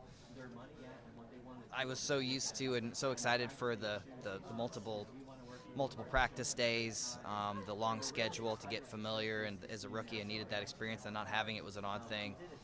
So because of it all, I think it's just kind of made me more comfortable with things I'm not comfortable with. You know, just roll with what happens, not be shaken up by a schedule change or whatever might come our way. So I think in a way it's helped me be a better driver. Given that this is such a huge race, and it does happen at the beginning of the season, do you feel it brings out, it requires an extra bit of grit to win this one? Mentally, yes, for sure. You know, I mean, even physically to a point, depending on what might be going on. Mentally, you have to be locked in the whole way, and this is our first race back, and it's so easy to come in here and just do too much, do it too early, and end your day or hurt your day. So you have to have a really strong mindset for sure. I think that gets overlooked. A lot of people think it's luck. A lot of people think it's, you know, things that are kind of out of the driver's control, but it's all within the driver's control. There's so many decisions that you have to make in this race, and one of those decisions could be the difference between winning and losing the race. So it's a tough thing to manage. There've been a lot of changes lately, new cars, new races. Are you pleased with the way things are going? Yeah, I mean, the new cars done a really good job. We've had a few issues along the way, but I mean, considering how much changes, how everything honestly has changed with this brand new car. You know, some things are going to happen, and they've done a really good job of addressing them when they've come up. But there hasn't been many. And then, yeah, the track changes. You know, you can be on two. You can be. There's two sides to it. You can be on the side that doesn't want to see it coming, not be ready for it, or you can be on the side of embracing any change that may come, be ready for it, be more prepared than your competitors if you can be, and that's the way we've tried to stay. Do you have a favorite era of NASCAR racing in the past? Yeah, I guess it would be. I'm thinking it's Gen 3, the square body Monte Carlos. I'm hoping I got the right generation there in the mid 80s into the 90s. That era of car, you know, that's when they were on the bi-supply and the radial started to come in. Yeah, the drivers, the tracks, just the power, you know, I really enjoyed that era. It was fun. Nope, we're good. Okay, all right, thanks.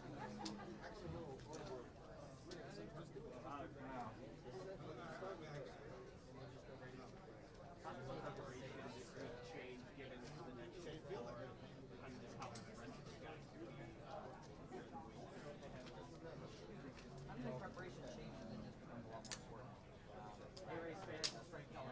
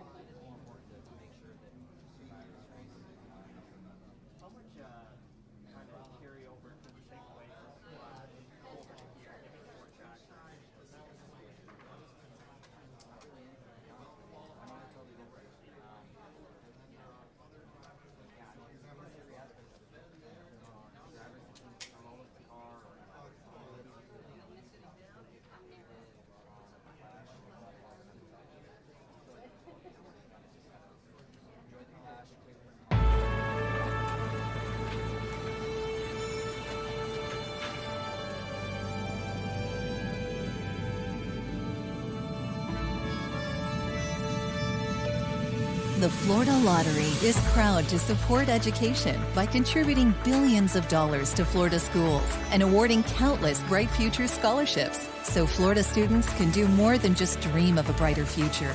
They can create one. Learn more at flalottery.com. We wanted to move back home to be closer to his family. We decided to go with pods because things were stressful enough. We weren't sure how long we were going to need storage for, so we needed something that was flexible, and then they can deliver the container to wherever we move to. We haven't found the perfect house yet, but we're still looking.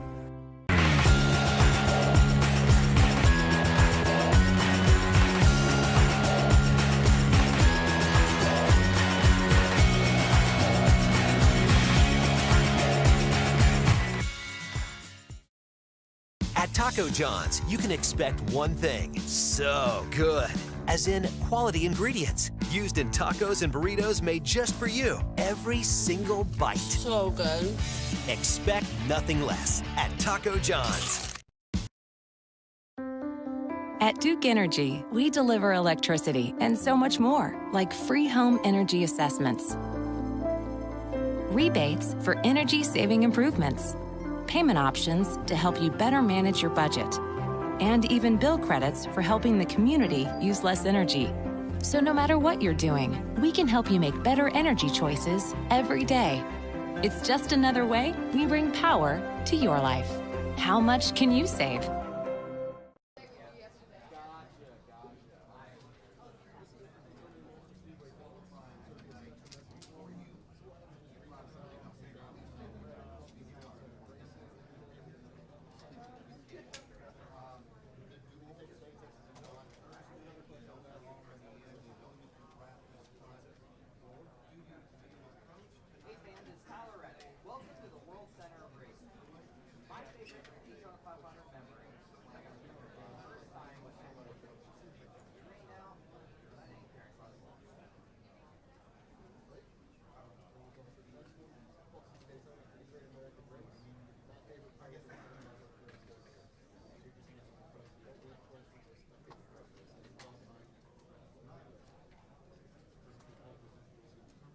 Hey race fans, welcome to Daytona for the Great American Race.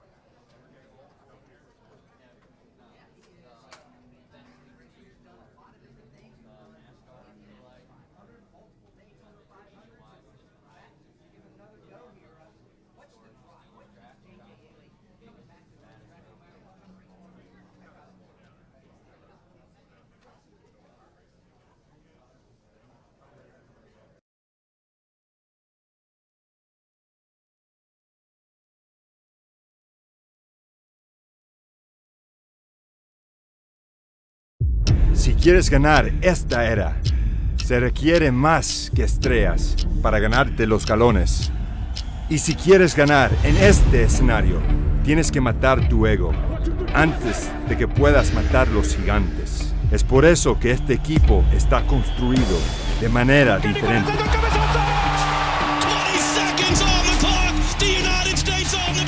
Otros equipos ven un campo. Nosotros vemos un polígono de pruebas. Un lugar para demostrarle al mundo que hay un mundo de diferencia entre lo que ellos piensan que podemos hacer y lo que nosotros sabemos que podemos. Estados Unidos es campeón de la Copa Oro. Una nación bajo el radar, hartos de esperar y dispuestos a trabajar. Buries it in the upper 90. Pero si realmente quieres hacer ruido y sorprender al mundo, requiere más que solo madrugadas largas. Requiere una memoria corta y una resiliencia tosca. Porque los campeones no son definidos por lo que les pasó hace 4 años, 4 partidos o 4 minutos. Se miden por cómo responden. This one back post McKinney! It's an instant response! Con el balón a sus pies y una espinita clavada. Ojos fijos en el premio, no en el pasado. Listos para jugar, listos para ser un estorbo. Físicamente implacable, mentalmente inexorable. 11 jugadores diferentes, con 11 pasados diferentes, jugando en el presente, apuntando solamente en una dirección.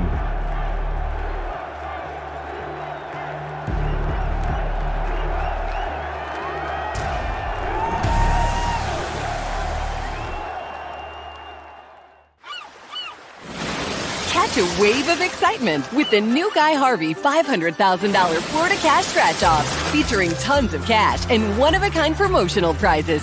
Get yours today. The Florida Lottery. It's your ticket. I'm not picking it up. You pick it up. I'm not picking it up. Well, somebody's got to pick it up. I'll pick it up. They're clean. 'Cause my hand is clean. Oh yeah, I'm Charmin clean. That's how I know they're clean.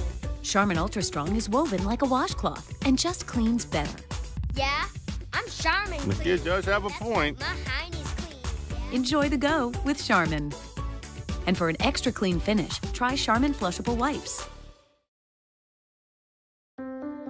At Duke Energy, we deliver electricity and so much more, like free home energy assessments, rebates for energy-saving improvements, payment options to help you better manage your budget, and even bill credits for helping the community use less energy.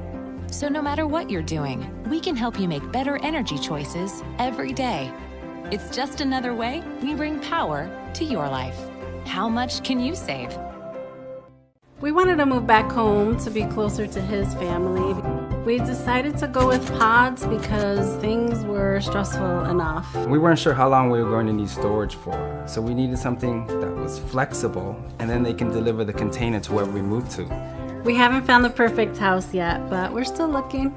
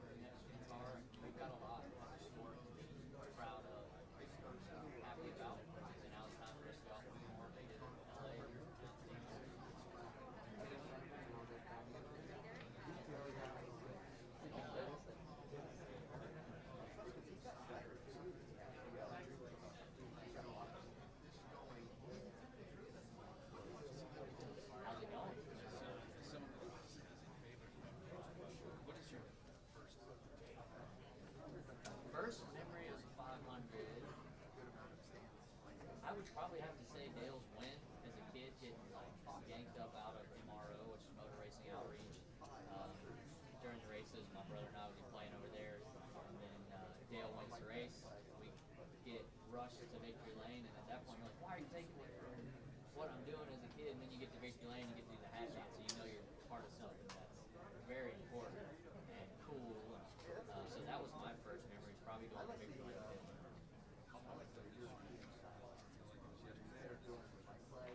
Feels pretty good about this time of year because they keep replaying it, showing different memories of it. It never goes away. It's like a championship race. Boy, I'd like to add to it.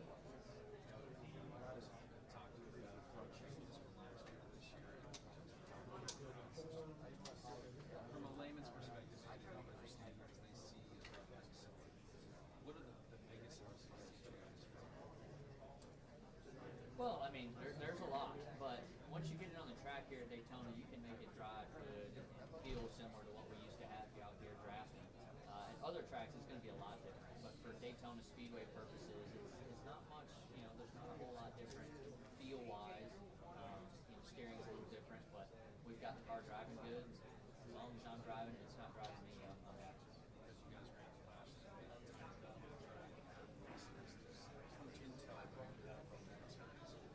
Not a whole lot. Parts and pieces that were used in that race, you can say this was good, that was bad. We'll try to develop off of that, but not a whole lot. This place is just, what, 5? I think they showed image 5 LA Coliseums fitting. The idea of being overlaid back to do once is smaller than picture. How much does that kind of increase in terms of just seeing nobody's reputation? It's an opportunity. Every time I come here now, it just feels good. Third last year was so close. It's gut wrenching. Right there is the Daytona 500s, 2 spots away. And did I make the move too early last year? I think so. So hopefully I learned from that and just try and build off of the experiences I've gained. Winning it, finishing third, one or 2 spots away. It's a big difference in pay. We were talking today about that. It's like you remember the wins. Yeah, for sure. I mean, it's an opportunity. You know how important those opportunities are, and they don't come every day. So, yeah, I mean, every time I come here, I look at it as an opportunity to win the Daytona 500. Thankful to be in it, but there's an opportunity to take one to straight there. On Sunday, you wake up and the first thing you think races 500 a day. Can you wake up and go, it's me? Yeah, I probably did wake up and go, it's me. When did you learn that? I actually don't mind it. I've actually always kind of embraced it because you only get this one day of the year for us. It's crazy and like this. And, other than the fact I'm hungry right now, I'm really good. Were you told a long time ago that this is a big part of your job? You know what I mean? Yeah. This is a big part. Yeah, I've always learned from my grandfather. I feel like he's one of the best in the sport at, talking to the media, talking to the fans. It's a huge part of our sport. I've watched different guys handle it different ways, and I feel like you want to handle it the right way. Speaking of this, Epic. I think that the sport, deserves a pat on the back. I always hope this place is sold out, stays that way, and we put on great shows here, so I don't see why it wouldn't. last lap of 500,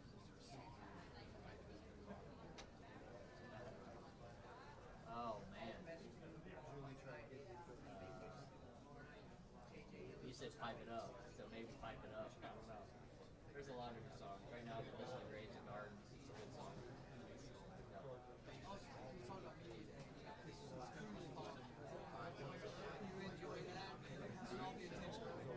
Yeah, we've got a crew following me all day for a while now, so we've got some stuff cooking and excited about that. But, yeah, I'm just kind of used to it at this point.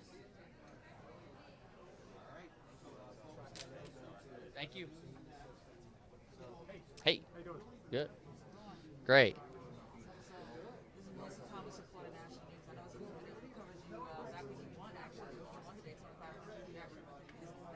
Okay, great. So we've been asking a lot of the racers today, like, what is your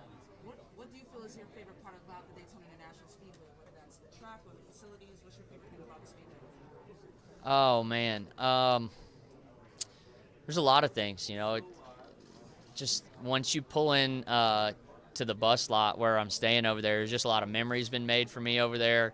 The way it all sets up, I love walking around here, and there's just an atmosphere just different. I've got a lot of friends in Daytona. Feels like a second home for me, really.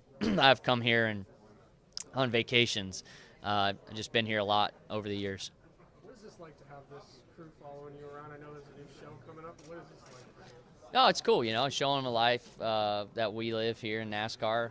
It's different each and every week, and you just kind of ride that momentum and have fun with it. Are you finding yourself catching yourself to try not to or say anything stupid or wrong, or are you just keeping it real? What are you talking about? I don't say anything stupid, so I'm pretty perfect. If you don't know that, ask me. As a former winner here and a guy who's had a lot of success at this track, are there any things that you've picked up, little secrets or tricks that you've learned that you're willing to share with us?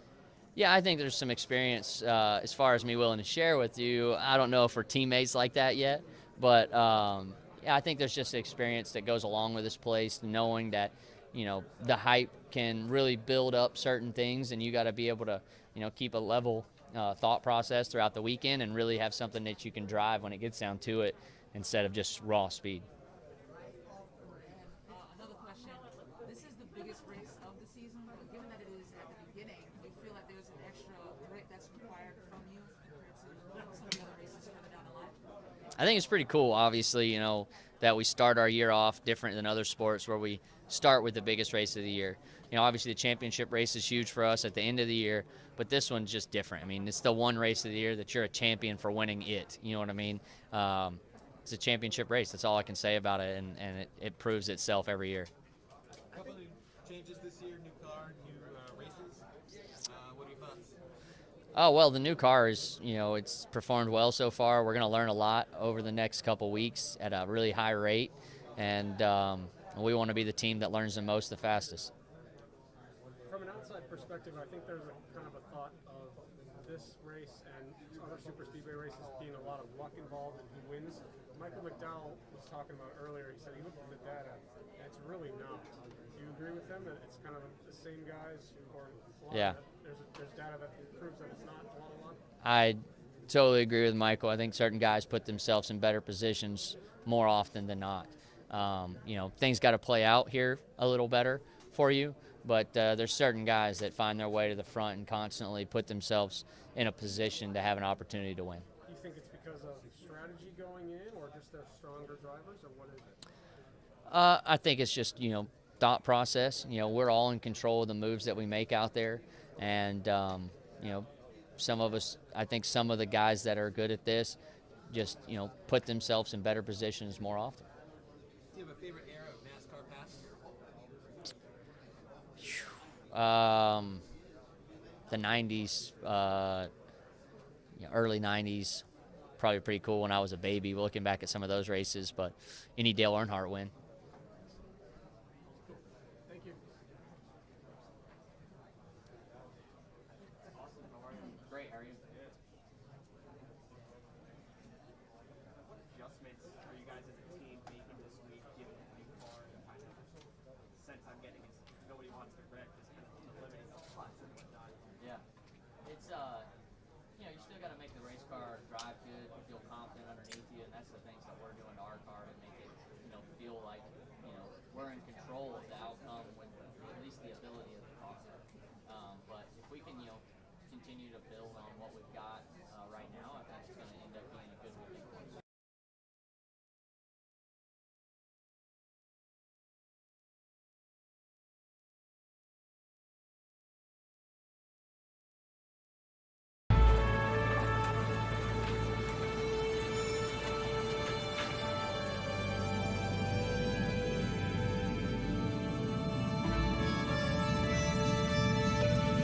The Florida Lottery is proud to support education by contributing billions of dollars to Florida schools and awarding countless Bright Future scholarships so Florida students can do more than just dream.